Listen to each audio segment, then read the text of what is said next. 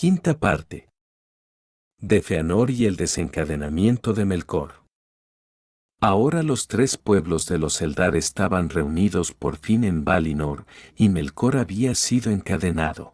Era este el mediodía del reino bendecido, en la plenitud de su gloria y bienaventuranza, larga en cómputo de años, pero demasiado breve en el recuerdo.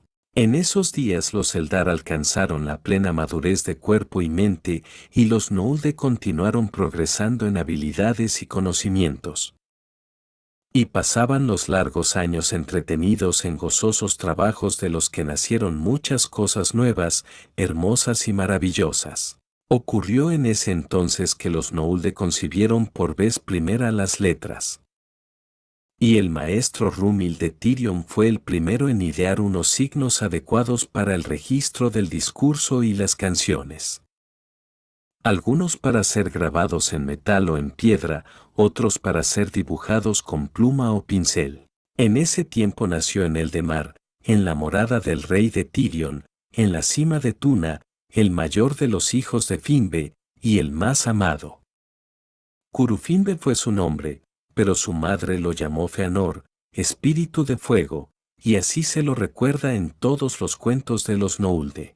Miriel fue el nombre de su madre, a quien llamaban Serinde, por su suprema habilidad en el tejido y el bordado, pues no había manos más diestras que las de ella entre todos los Noldor. El amor entre Finbe y Miriel era grande y dichoso, porque empezó en el reino bendecido en los días de bienaventuranza. Pero el alumbramiento del hijo consumió el espíritu. Y el cuerpo de Miriel, que deseó entonces librarse de los cuidados de la vida, y después de darle nombre, le dijo a Finbe: «Nunca volveré a concebir un hijo, porque la fuerza que habría nutrido mucho se ha agotado toda en Fëanor». Se apenó entonces Finbe, porque los Noldor estaban en la juventud de sus días, y él deseaba traer muchos hijos a la beatitud de Aman, y dijo: «Sin duda hay cura en Aman. Aquí toda fatiga encuentra reposo». Pero como Miriel continuaba languideciendo, Finbe buscó el consejo de Manbe, y Manbe la entregó a los cuidados de Irmu, en Lórien. Cuando se despidieron, por corto tiempo, creyó él, Finbe estaba triste, porque le parecía una desdicha que la madre tuviera que partir y no acompañara a su hijo al menos en los primeros días de infancia. «Es por cierto una desdicha», dijo Miriel, «y lloraría si no estuviera tan cansada.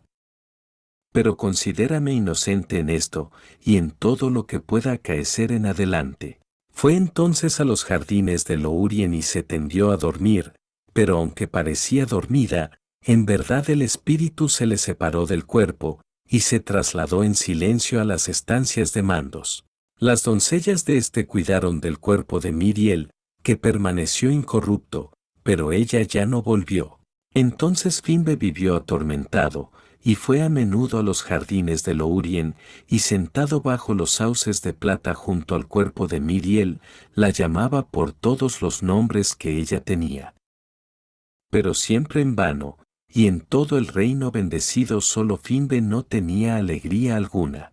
Al cabo de un tiempo, ya no volvió a Lórien, y desde entonces se dedicó por entero a su hijo, y Fëanor creció deprisa, como si un fuego secreto lo animara desde dentro. Era alto, y hermoso de rostro, y de gran destreza, de ojos de brillo penetrante y cabellos negros como plumas de cuervo, decidido e inquebrantable en la persecución de todos sus propósitos. Pocos lo desviaron de su camino por persuasión, ninguno por la fuerza. Fue entre todos los Noldor, entonces o después, el más sutil de mente y el de manos más hábiles. En su juventud, superando la obra de Rúmil, inventó las letras que llevan su nombre, y que luego los Eldar utilizaron siempre. Y fue él el primero entre los Noldor en descubrir que con habilidad podían hacerse gemas más grandes y brillantes que las de la tierra.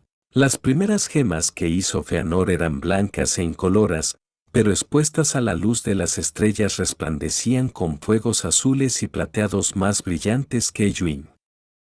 Y otros cristales hizo además en los que las cosas distantes podían verse pequeñas pero claras, como con los ojos de las águilas de Manbe. Rara vez estaban ociosas las manos y la mente de Fëanor. Cuando estaba todavía en su primera juventud, desposó a Nerdanel, la hija de un gran herrero llamado Matán, entre los Noul de el más amado de Aule. Y de Matán aprendió mucho sobre la hechura de las cosas de metal y piedra. Nerdanel era también de firme voluntad, pero más paciente que Fëanor, deseando antes comprender las mentes que dominarlas. Y al principio ella lo retenía, cuando el fuego del corazón de Fëanor ardía demasiado. Pero las cosas que él hizo luego le entristecieron, y dejaron de sentirse unidos. 7 hijos le dio a Fëanor, y el templo de ella fue transmitido a algunos de ellos, pero no a todos. Sucedió entonces que Finbe tomó como segunda esposa a Indis la Bella. Era una Vanye, pariente próxima de Ingwe el Rey Supremo, alta y de cabellos dorados, en nada parecida a Miriel. Finbe la amó mucho y fue otra vez dichoso. Pero la sombra de Miriel no abandonó la casa de Finbe, ni tampoco su corazón, y de todos los que él amaba. Fëanor siempre ocupó la mayor parte de sus pensamientos. El casamiento de su padre no fue del agrado de Fëanor, y no tuvo gran estima por Indis, ni tampoco por Fingolfin ni por Finarfin, los hijos de ella. Vivió apartado explorando la tierra de Aman, y ocupándose del conocimiento y las artes en que se deleitaba. En las cosas desdichadas que luego sucedieron y que Fëanor acaudilló, muchos vieron el resultado de esta ruptura habida en la casa de Finbe. Juzgando que si Finbe hubiera soportado la pérdida de Miriel, y se hubiera contentado con tener un único y poderoso hijo, otros habrían sido los caminos de Fëanor, y muchos males podrían haberse evitado. Porque el dolor y la disputa en la casa de Finbe han quedado grabados en la memoria de los elfos Noldorin. Pero los hijos de Indis fueron grandes y gloriosos, y también los hijos de los hijos, y si no hubieran vivido, la historia de los Eldar no habría tenido nunca la misma grandeza. Ahora bien, aun mientras Fëanor y los artesanos de los Noulde trabajaban con deleite, sin pensar que esas labores pudieran tener fin, y los hijos de Indis crecían y alcanzaban la plenitud. El mediodía de Valinor estaba ya concluyendo. Porque sucedió que Melkor, como lo habían decretado los Valar, completó el término de su confinamiento. Después de haber pasado 3 edades en la prisión de Mandos. Por fin, como Manbe lo había prometido, fue llevado nuevamente ante los tronos de los Valar. Los vio entonces en toda su gloria y beatitud, y la envidia le ganó el corazón. Miró a los hijos de Ilúvatar que estaban sentados a los pies de los poderosos, y el odio lo dominó. Miró la riqueza de brillantes gemas y sintió codicia, pero ocultó sus pensamientos y postergó su venganza. Ante las puertas de Valmar, Melkor se rebajó a los pies de Manbe y pidió perdón, prometiendo que si lo convertían solo en el menor de los habitantes libres de Valinor, ayudaría a los Valar en todas sus tareas, principalmente en la curación de las muchas heridas que él mismo había abierto en el mundo. Y Niena apoyó este alegato, pero Mandos no dijo una palabra. Entonces Manbe le concedió el perdón, pero los Valar no permitieron que se apartara enseguida de la vista y la vigilancia de ellos, y tuvo que habitar dentro de los confines de Valmar. Pero de hermosa apariencia eran todas las palabras y los hechos de Melkor en este tiempo. Y tanto los Valar como los Eldar sacaban provecho de la ayuda y los consejos de él, si los buscaban, y por tanto al cabo de un tiempo se le permitió circular libremente por la tierra. Y le pareció a Manbe que Melkor estaba curado de todo mal, porque no había mal en Manbe y no podía comprenderlo, y sabía que en el principio, en el pensamiento de Ilúvatar, Melkor había sido como él. Y no veía las profundidades del corazón de Melkor, y no advertía que el amor lo había abandonado para siempre. Pero Ulmo no se engañó, y Tulka cerraba los puños cada vez que veía pasar a Melkor, el enemigo, porque si Tulkas es lento para la cólera, lo es también para olvidar. Pero obedecían el juicio de Manbe, pues quienes defienden la autoridad contra la rebelión, no han de rebelarse ellos mismos. Ahora bien, en su corazón era a los Eldar a quienes más odiaba Melkor. Tanto porque eran hermosos y felices, como porque en ellos veía la causa de la elevación de los Valar, y la de su propia caída. Por ese motivo, tanto más fingía amarlos y buscaba la amistad de los Eldar, y les ofrecía el servicio de su ciencia y de su trabajo en toda gran empresa que ellos emprendiesen. Los Vanyar, por cierto, sospechaban de él, pues habitaban a la luz de los árboles y eran dichosos, y Melkor ponía poca atención en los Teleri, pues los consideraba de escaso valor. Instrumentos en exceso débiles para sus designios. Pero los Noldor se complacían en el conocimiento oculto que podía revelarles. Y algunos escuchaban palabras que mejor les hubiera valido no haber oído nunca.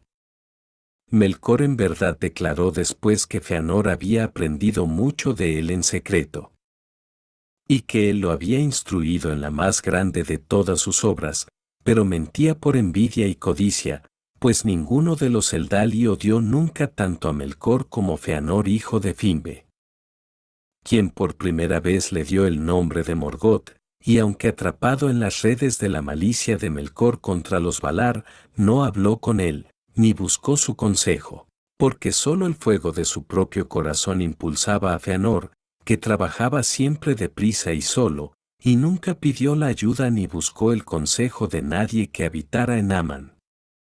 Fuera grande o pequeño, excepto solo y por un corto tiempo los de su esposa, Nerdanel la sabia, de los Silmarils y la inquietud de los Noldor.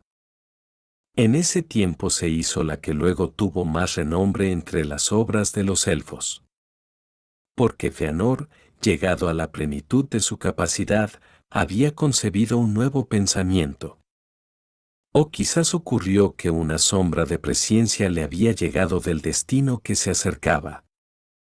Y se preguntaba cómo la luz de los árboles, la gloria del reino bendecido, podría preservarse de un modo imperecedero. Entonces inició una faena larga y secreta, recurriendo a toda la ciencia y el poder que poseía y sus sutiles habilidades, y al cabo hizo los Silmarils. Los Silmarils tenían la forma de 3 grandes joyas. Pero no hasta el fin, cuando regrese Fëanor, que pereció antes de que el sol apareciese, y que se sienta ahora en las estancias de espera, y no vuelve entre los suyos. No hasta que el sol transcurra y caiga la luna, se conocerá la sustancia de que fueron hechos.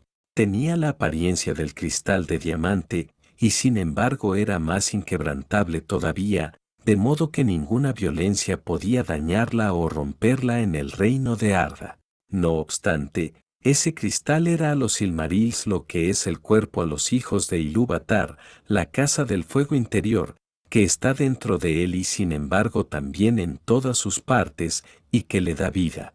Y el fuego interior de los Silmarils lo hizo Fëanor con la luz mezclada de los árboles de Valinor, que vive todavía en ellos. Aunque los árboles hace ya mucho que se han marchitado y ya no brillan. Por tanto, aun en la oscuridad de las más profundas arcas los Silmarils resplandecían con luz propia, como las estrellas de Barde. Y sin embargo, como si fueran en verdad criaturas vivientes, se regocijaban en la luz, y la recibían y la devolvían con matices aún más maravillosos. Todos los que vivían en Aman sintieron asombro deleite ante la obra de Fëanor. Y Barde consagró los Silmarils, de modo que en adelante ninguna carne mortal, ni manos maculadas, ni nada maligno podría tocarlos sin quemarse y marchitarse. Y Mandos predijo que ellos guardaban dentro los destinos de Arda, la tierra, el mar y el aire. El corazón de Fëanor estaba estrechamente apegado a esas cosas que él mismo había hecho. Entonces Melkor codició los Silmarils, y le bastaba recordar cómo brillaban, para que un fuego le royese el corazón. De allí en adelante, inflamado por este deseo, buscó ansiosamente y aún más que antes la manera de destruir a Fëanor y de poner fin a la amistad entre los Valar y los elfos. Pero ocultó estos propósitos con astucia, y ninguna malicia podía verse en el semblante que mostraba. Mucho tiempo trabajó, y lentos al principio y baldíos fueron sus afanes. Pero al que siembra mentiras, le llega a la larga el tiempo de la cosecha, y pronto puede echarse a descansar mientras otros recogen y siembran en vez de él. Aún Melkor encontró oídos que lo escucharan, y algunas lenguas que agrandaran lo que habían oído. Y sus mentiras pasaron de amigo a amigo, como secretos cuyo conocimiento prueba la inteligencia de quien los revela. Amargamente pagaron los Noul de la locura de haberle prestado oídos en los días que siguieron después. Cuando vio que muchos lo aceptaban, Melkor anduvo con frecuencia entre ellos, y junto con las palabras dulces entretejía otras. Con tanta sutileza que muchos de los que las escuchaban creían al recordarlas que eran pensamientos propios. Conjuraba visiones en sus corazones de los poderosos reinos del este, que podrían haber gobernado a voluntad. Y cundió el rumor de que los Valar habían llevado a los Eldar a Aman por causa de los celos. Temiendo que la belleza de los Kendi y la capacidad de creación con que Ilúvatar los había dotado se volvieran excesivas, y que los Valar no fueran capaces de gobernarlos. Mientras los elfos medraban y se extendían por las anchas tierras del mundo. En esos días, aunque los Valar tenían conocimiento de la próxima llegada de los hombres, los elfos nada sabían aún, pues Manwe no la había revelado. Pero Melkor les habló en secreto de los hombres mortales, viendo cómo el silencio de los Valar podría torcerse para mal. Poco sabía él de los hombres, pues inmerso en sus propios pensamientos musicales, apenas había prestado atención al tercer tema de Ilúvatar. Pero se decía ahora entre los elfos que Manwe mantenía cautivos a los hombres, para que al fin llegaran a suplantar a los elfos en los reinos de la Tierra Media. Porque advertían los Valar que no les sería tan difícil someter a esta raza de corta vida y más débil, arrebatando así a los elfos el legado que Ilúvatar les reservaba. Poca verdad había en esto, y jamás lograron los Valar tener gran dominio de la voluntad de los hombres, pero muchos de los Noulde creyeron, o creyeron a medias, estas palabras malignas. Así, pues, antes de que los Valar se dieran cuenta, la paz de Valinor fue envenenada. Los Noulde empezaron a murmurar contra ellos y el orgullo dominó a muchos, que olvidaron cuánto de lo que tenían y conocían era don de los Valar. Fiera ardía la nueva llama del deseo de libertad, y de anchos reinos en el corazón ansioso de Fëanor, y Melkor se reía en secreto, porque ese blanco habían tenido sus mentiras por destino. Era a Fëanor a quien odiaba sobre todo, codiciando siempre los Silmarils, pero a estos no le estaba permitido acercarse. Porque aunque Fëanor los llevaba en las grandes fiestas, brillantes sobre la frente, en toda otra ocasión estaban celosamente guardados en las cámaras profundas del tesoro de Tirion. Porque Fëanor empezó a amar los Silmarils con amor codicioso, y los ocultaba a todos excepto a padre y a sus 7 hijos. Rara vez recordaba ahora él, la luz que guardaban, no era la luz de él. Ilustres príncipes fueron Fëanor y Fingolfin, los hijos mayores de Finve, honrados por todos en Aman. Pero ahora se habían vuelto orgullosos y celosos de los derechos y los bienes de cada uno. Entonces Melkor diseminó nuevas mentiras en Eldemar. Y a Fëanor le llegó el rumor de que Fingolfin y sus hijos planeaban usurpar el trono de Finve y el mayorazgo de Fëanor y suplantarlos con anuencia de los Valar. ¿Por qué disgustara a los Valar que los Silmarils estuvieran en Tirion y no hubieran sido confiados a ellos? Pero a Fingolfin y a Finarfin les dijo, cuidaos. Poco amor ha sentido hasta hoy el orgulloso hijo de Miriel por los hijos de Indis. Ahora se ha engrandecido y tiene al padre en un puño. No pasará mucho tiempo antes de que os arroje de Tuna. Y cuando Melkor vio que estas mentiras ardían como brasas, y que habían despertado el orgullo y la cólera entre los Noulde, les habló de las armas. Y en ese tiempo los Noulde empezaron a forjar espadas, y hachas, y lanzas. También hicieron escudos con los signos de muchas casas y clanes, que rivalizaban entre sí. Y a estos solo los llevaban fuera del reino, y de otras armas no hablaban, porque cada cual creía que solo él había recibido la advertencia. Y Feanor hizo una fragua secreta de la que ni siquiera Melkor sabía, y allí templó feroces espadas para él y para sus hijos, e hizo altos yelmos con penachos rojos. Amargamente lamentó Matan el día en que le enseñó al marido de Nerdanel toda la ciencia de la metalurgia que él había aprendido de Aule. Así, con mentiras y malignos rumores y falsos consejos, Melkor incitó a los Noulde a que lucharan. Y de esas disputas llegó con el tiempo el fin de los días ilustres de Valinor y la declinación de su antigua gloria. Porque Feanor empezó ahora a pronunciarse abiertamente contra los Valar, clamando a voces que abandonaría Valinor para volver al mundo de fuera. Y que libraría a los Noulde del sojuzgamiento, si ellos estaban dispuestos a seguirlo. Entonces hubo gran inquietud en Tirion, y Finbe se sintió perturbado, y convocó a todos sus señores a celebrar consejo. Pero Fingolfin corrió al palacio de Finbe y se le puso delante diciendo: Rey y padre, ¿no refrenarás el orgullo de nuestro hermano, Curufimbe, demasiado bien llamado espíritu de fuego? ¿Con qué derecho habla en nombre de todo nuestro pueblo como si fuera el rey? Tú fuiste, quien ya hace mucho, aconsejó a los Kendi que aceptaran el llamamiento de los Valar a Aman. Tú fuiste quien condujo a los Noulde, por el largo camino a través de los peligros de la Tierra Media a la luz de Eldemar. Si no te arrepientes ahora, tienes cuando menos 2 hijos que honran tus palabras. Pero mientras todavía hablaba Fingolfin, entró Feanor en la cámara, armado de arriba abajo, un alto yelmo en la cabeza y al costado una poderosa espada. De modo que es como lo había adivinado, dijo. Mi medio hermano se me adelanta al encuentro de mi padre, en este como en todo otro asunto. Luego, volviéndose hacia Fingolfin, desenvainó la espada y gritó: fuera de aquí y ocupa el lugar que te cuadra. Fingolfin se inclinó ante Finbe y sin decir una palabra, y evitando mirar a Feanor, abandonó el aposento.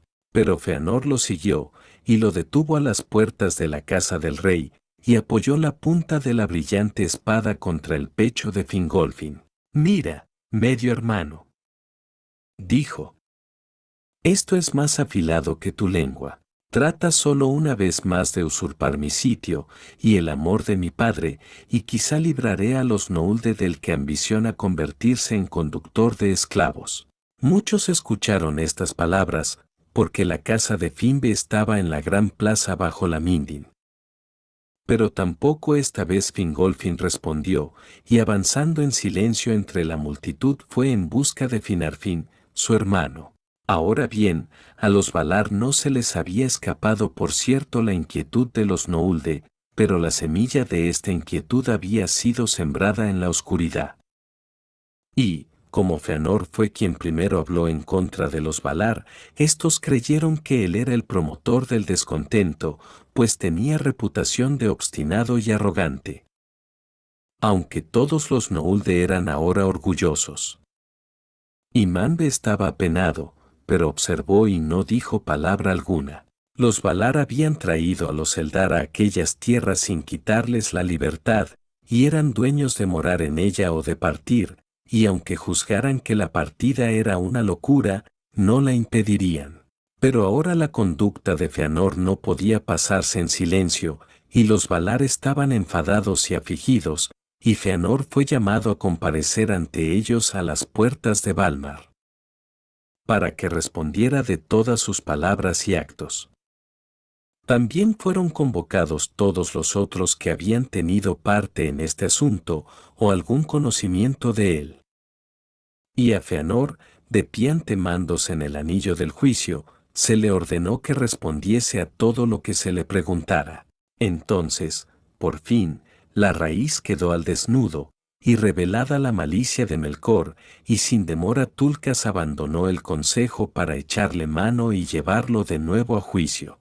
Pero no se consideró que Fëanor no tuviera culpa, porque él había sido el que quebrantara la paz en Valinor y desenvainara la espada contra su pariente, y Mandos le dijo: «Tú hablas de esclavitud. Si esclavitud es en verdad, no puedes escaparte, porque Manbe es rey de Arda y no solo de Aman. Y esa acción fue contra la ley, fuera en Aman o no. Por tanto, este juicio se dicta ahora, por 12 años abandonarás Tirion, donde se habló de esta amenaza. En ese tiempo reflexiona y recuerda quién y qué eres. Pero al cabo de ese tiempo, este asunto quedará saldado y enderezado, si hay gente que esté dispuesta a liberarte». Entonces Fingolfin dijo: «Yo liberaré a mi hermano». Pero Fëanor no dio respuesta alguna allí ante los Valar. Enseguida se volvió, y abandonó el consejo, y partió de Valmar. Junto con él partieron al destierro sus 7 hijos, y al norte de Valinor construyeron una plaza fuerte, y cámaras de tesoros. Y allí, en Fórmenos, se atesoró un gran número de gemas, y también armas, y los Silmarils fueron guardados en una cámara de hierro. Allí fue también Finbe, el rey, por causa del amor que profesaba a Fëanor, y Fingolfin gobernó a los Noldor en Tirion. Así, las mentiras de Melkor se hicieron verdad en apariencia, aunque Fëanor, con su propia conducta, había sido causa de que esto ocurriese. Y la amargura que Melkor había sembrado subsistió, y sobrevivió todavía mucho tiempo entre los hijos de Fingolfin y Fëanor. Al saber Melkor que sus maquinaciones habían sido descubiertas, se escondió y se trasladó de sitio en sitio, como una nube en las colinas, y Tulcas lo buscó en vano. Entonces le pareció al pueblo de Valinor que la luz de los árboles había menguado, y que la sombra de todas las cosas erguidas se alargaba y se oscurecía. Se dice que por un tiempo no volvió a verse a Melkor en Valinor, ni tampoco se oían rumores acerca de él, hasta que un buen día apareció y habló con Fëanor ante las puertas de Fórmenos. Fingió amistad con argumentos astutos, e insistió en que volviera a pensar en librarse del estorbo de los Valar, y dijo: «Considera la verdad de todo cuanto he dicho, y como has sido desterrado injustamente. Pero si el corazón de Fëanor es todavía libre y audaz, como lo fueron sus palabras en Tirion, lo ayudaré entonces y lo llevaré lejos de la estrechez de esta tierra. Pues, ¿no soy yo también un vale acaso? Sí, y más todavía que los que moran orgullosos en Valimar. Y he sido siempre amigo de los Noldor, el más valiente y capaz de los pueblos de Arda». Todavía había amargura en el corazón de Fëanor por la humillación sufrida ante Mandos, y miró a Melkor en silencio, preguntándose si aún podía confiar en él y si lo ayudaría a huir. Y Melkor, viendo que Fëanor vacilaba y sabiendo que los Silmarils lo tenían dominado, dijo por último: «He aquí una plaza fuerte y bien guardada, pero no creas que los Silmarils estarán seguros en cualquier cámara que se encuentre en el reino de los Valar». Pero la astucia de Melkor sobrepasó el blanco, sus palabras llegaron demasiado hondo, y alentaron un ruego más fiero que el que se proponía. Y Fëanor miró a Melkor con ojos que ardían a través de una dulce apariencia, y horadaron las nieblas de la mente de Melkor, advirtiendo en ella la feroz codicia que despertaban los Silmarils. Entonces el odio pudo más que el miedo en Fëanor, y maldijo a Melkor y lo arrojó de su lado diciéndole: «Vete de mis portales, carne del presidio de Mandos». Y cerró las puertas de su casa en la cara del más poderoso de los moradores de Ea. Melkor partió entonces avergonzado, porque él mismo estaba en peligro, y no veía llegado aún el momento de la venganza. Pero la cólera le había ennegrecido el corazón, y Finbe tuvo mucho miedo y envió deprisa mensajeros a Manbe, en Valmar. Ahora bien, cuando los mensajeros llegaron de Fórmenos, los Valar estaban reunidos en consejo a las puertas, asustados por la prolongación de las sombras.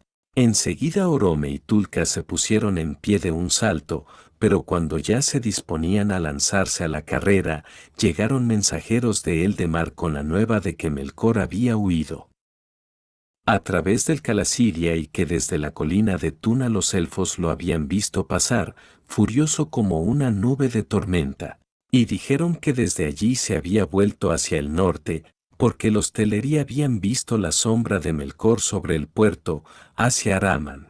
Así Melkor abandonó Valinor, y por un tiempo los dos árboles volvieron a brillar sin sombra, y la tierra se colmó de luz. Pero los Valar quisieron en vano tener nuevas de su enemigo, y como una nube alejada y cada vez más alta, llevada por un lento viento helado. Una duda empañaba ahora la alegría de los habitantes de Aman, pues tenían miedo de un daño desconocido que aún podía acaecerles, del oscurecimiento de Valinor. Cuando Manbe oyó que camino había seguido Melkor, le pareció evidente que se proponía escapar a sus viejas fortalezas, al norte de la Tierra Media. Y Orome y Tulkas marcharon deprisa hacia el norte con intención de alcanzarlo si era posible.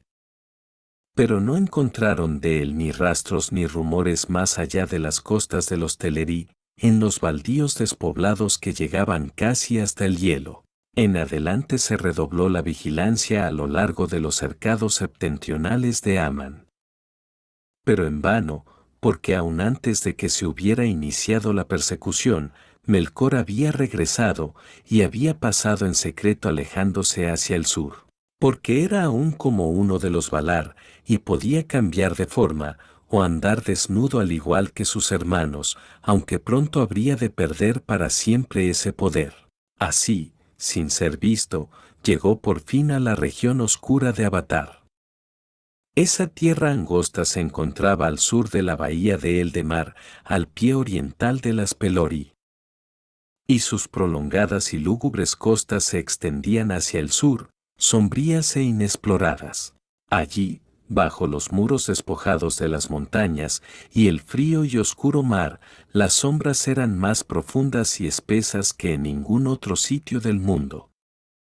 Y allí, en Avatar, secreta y desconocida, Ungoliant había construido su morada. Los Eldar no sabían de dónde venía ella. Pero han dicho algunos que hace ya muchas edades descendió desde la oscuridad que está más allá de Arda. Cuando Melkor miró por primera vez con envidia el reino de Manbe, y que en el principio ella fue uno de aquellos que él corrompió para que lo sirvieran. Pero ella había renegado de su amo en el deseo de convertirse en dueña de su propia codicia, apoderándose de todas las cosas para así alimentar su propio vacío. Y huyó hacia el sur, escapando de los ataques de los Valar y de los cazadores de Orome, pues estos siempre habían vigilado el norte, y por mucho tiempo el sur fue descuidado. Desde allí se había arrastrado hacia la luz del reino bendecido, porque tenía hambre de luz y a la vez la odiaba. Vivía en una hondonada, y había tomado la forma de una araña monstruosa, tejiendo sus negras telas en una hendidura de las montañas. Allí absorbía toda la luz y la devolvía como una red oscura de asfixiante lobreguez, hasta que ya no le llegaba ninguna luz, y estaba hambrienta. Entonces vino Melkor a Avatar, y la buscó hasta encontrarla, y adoptó nuevamente la forma que había tenido como tirano de Utumno, un oscuro señor. Alto y terrible. Esta forma la conservó para siempre. Allí, en las sombras negras, más allá aún de lo que Manbe alcanzaba a ver desde sus más elevadas estancias. Melkor y Ungoliant discutieron la venganza que él había planeado, pero cuando Ungoliant comprendió los propósitos de Melkor, quedó desgarrada entre la codicia y el miedo. Porque temía desafiar los peligros de Aman y el poder de los espantables señores, y de ningún modo quería moverse de su escondite. Por tanto, Melkor le dijo: haz lo que pido, si aún estás hambrienta cuando todo esté consumado, te daré entonces lo que tu codicia exija. Sí, con ambas manos, hizo esta promesa a la ligera, como siempre. Y se reía en secreto. De esta manera el ladrón mayor le tendió una trampa al ladrón menor. Una capa de oscuridad tejió un Goliat alrededor de los dos cuando se pusieron en marcha. Una luz en la que las cosas ya no parecían ser y que los ojos no podían penetrar, porque estaba vacía. Entonces, lentamente, tendió un Goliat las telas, hilado tras hilado, de grieta a grieta, de roca protuberante a pináculo rocoso, siempre en ascenso, trepando, arrastrándose y adhiriéndose.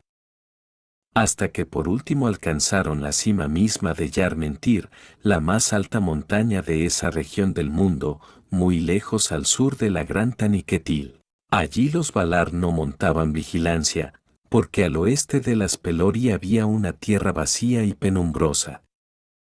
Y al este, salvo la olvidada Avatar, las montañas solo miraban a las oscuras aguas del mar sin senderos.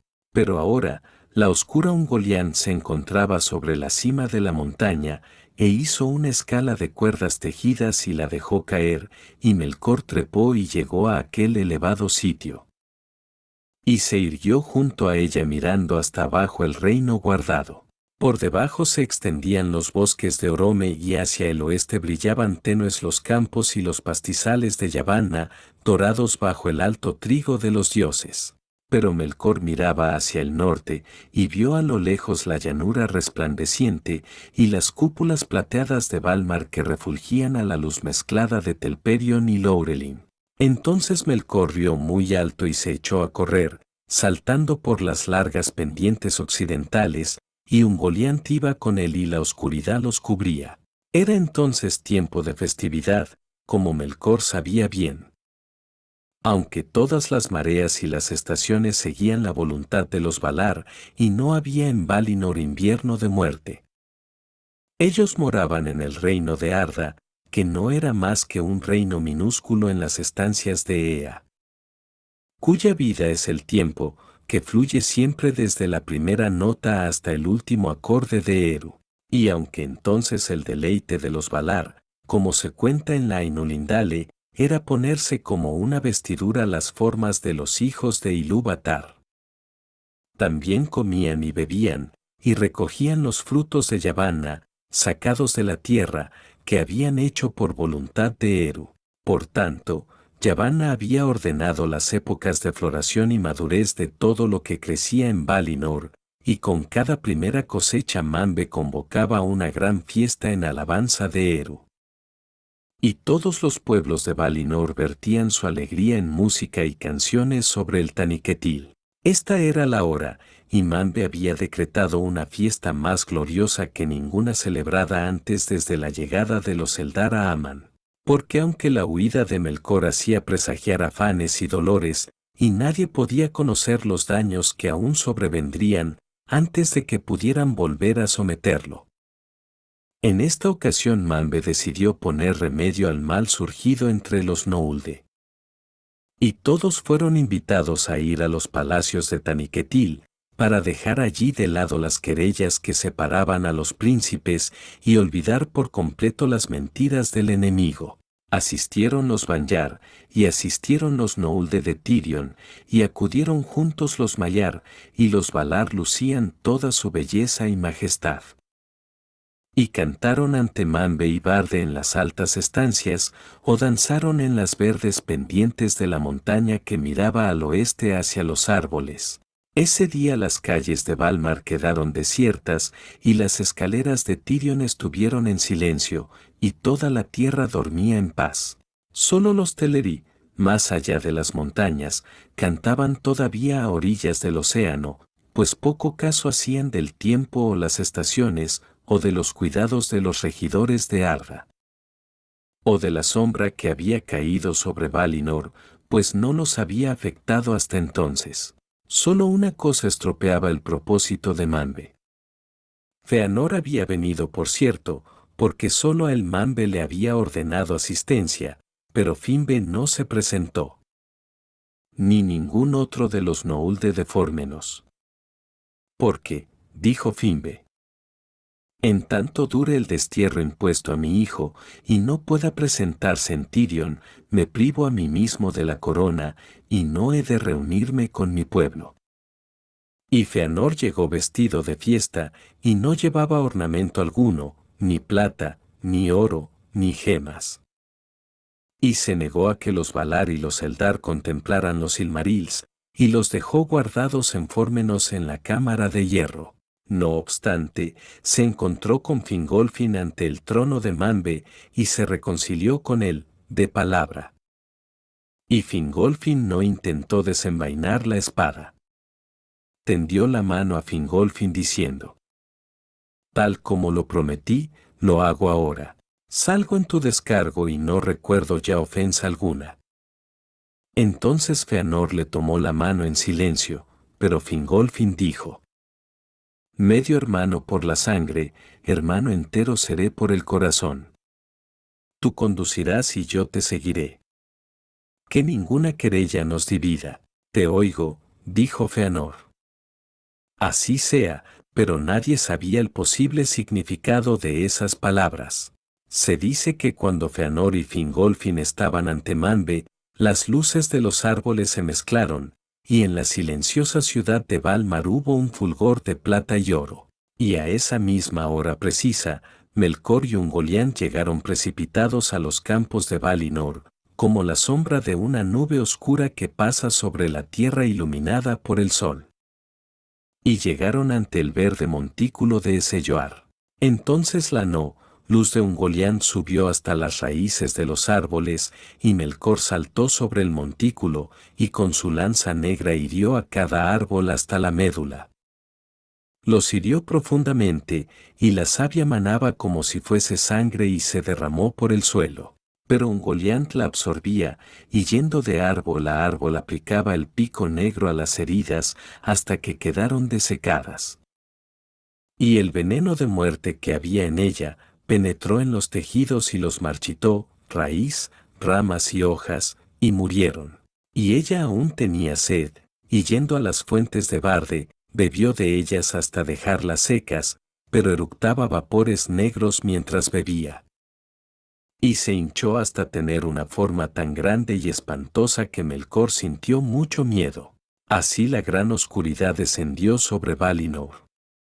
De los hechos de ese día se habla en el Aldudenie, que compuso el Eire los Banyar y es conocido de todos los Eldar. Pero no existe canto ni libro que pueda contener toda la aflicción y el terror que hubo entonces.